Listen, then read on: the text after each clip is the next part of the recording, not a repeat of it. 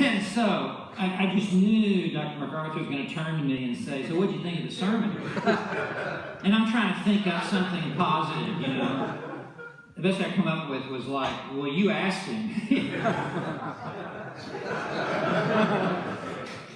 So this thing was over. It was like, you did go through the Great Tribulation. You know, it changed your eschatology.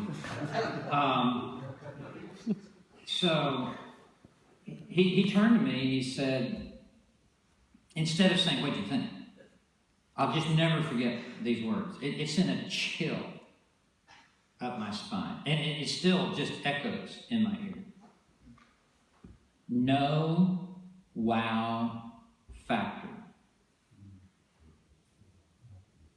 Now, if you know who John MacArthur is, he's not a wild-eyed enthusiast. He's not running around up on the stage. You know, he hasn't moved from that pulpit in 50 years. He's got a death grip on that thing. If they lower the pulpit, he goes down. They raise it, he's up there. So, I mean, he's about as monotone as, you know. And for John MacArthur to say, no wow factor, I assure you, I mean, on the authority of heaven, there was no wow factor whatsoever. That's not expository preaching. And that's why many people reject expository preaching. And they end up in some charismatic church. Because they're looking for the wow factor and you won't give it to them. So they're going to go look for a false wow factor. Where the truth ought to be lighting them up like a candle.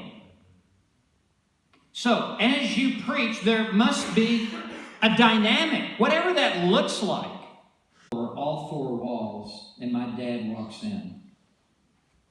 He just looks at all these books. He looks at me and he goes, "There must be a God in heaven." My son, the preacher. It's just something that God does in you. There is no explanation for it. Except now, with the call to preach and the gift to preach, comes the passion to study what you preach. And if you don't have it, you're not called to preach. You're just deceiving yourself. Obviously, there's different layers of intellect and different callings. Some are called to something to turn in. But the purpose of the assignment was this. You need to be like Sherlock Holmes walking into a room where there's been a murder. Everything's important. You need to see what time's on the clock. You need to see where the cigarette is. You need to see where the gun shell is. Is the window open or closed? Is the carpet dirty? You need to be looking under everything for clues. And it's the same with taking a passage of Scripture. And what I do, I just did it in my hotel room last night, early this morning, for sermons I've got to preach in a week from now. I take a blank piece of paper, and I just go down the left side, and I write out every single word that's in this passage. First line, second line, third line, fourth line. Sometimes they're clustered together where it's 2 or 3 words. But I handwrite every single word. I want to look at every detail in this passage of Scripture. Because you can't preach what you cannot see. And you cannot interpret what you cannot see. Some men in this room will see more than other men. And I don't mean allegorizing your passage. I don't mean inventing things. I just mean details in this passage.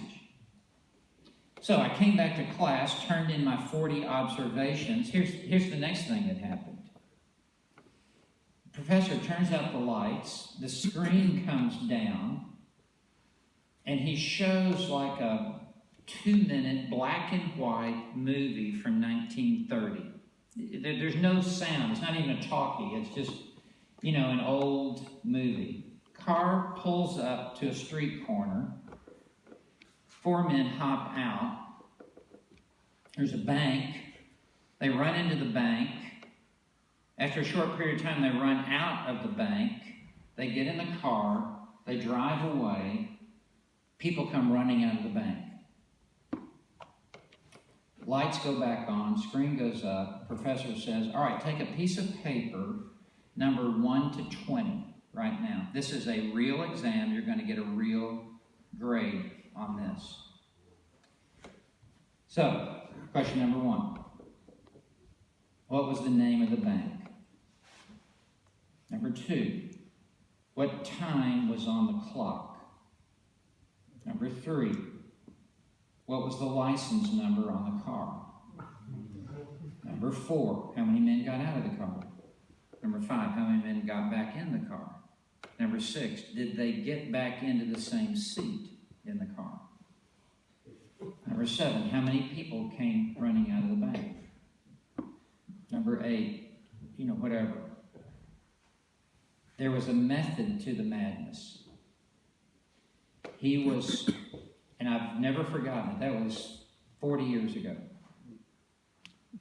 And that movie plays in my mind daily. Daily. Every time I open a Bible.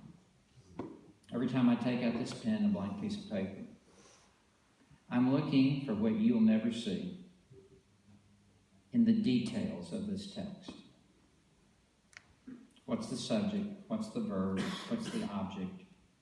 Which adjective modifies which noun? On and on and on. This verb, is it active voice, passive voice, middle voice, present tense, perfect tense, imperfect tense, aorist tense? The devil's not in the details. God is in the details. Every jot, every tittle is inspired by God.